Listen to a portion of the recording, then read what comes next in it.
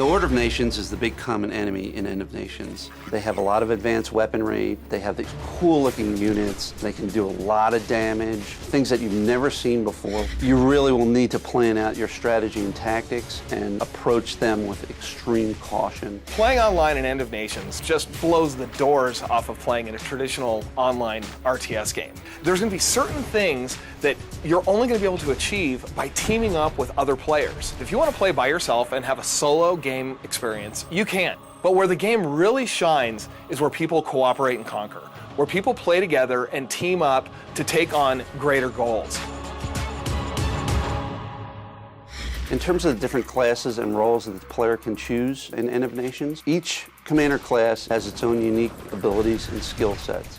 And the first is a very heavy armored class that players play, where they use very heavy armor, heavy metal, tank-style units. We have the Strike Commander, which is a high-speed hit-and-run class that will come in and do deadly pinpoint damage on specific targets within the battle. Thirdly, we have a ranged artillery class. And these are the units that actually attack from a greater distance. Each class has access to every archetype of vehicle, but within each class, you get many exclusive vehicles that you can only have as that class. So for example, one class gets the best artillery in the game, the longest range, the most damage, and when your buddies are there playing their different roles, such as the tank and strike commander, they'll go in and take the brunt of punishment, kind of trying to coax them into your traps.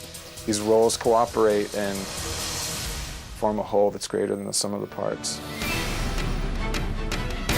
As you progress through PvE, players will acquire all kinds of cool new items.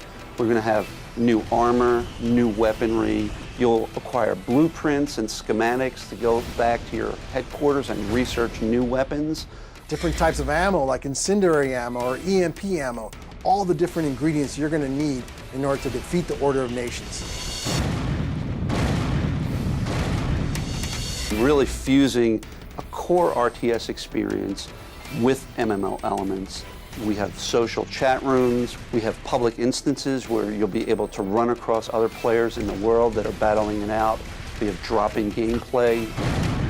Ultimately, with the social experience and the social bonds that you create, people are just going to have such a blast, and it's just going to keep them wanting to come back and playing more and more with the people that they meet within the game. End of Nations is unlike any other RTS game. We have these huge battles, team versus team. It's really a bigger experience than any other RTS game in history.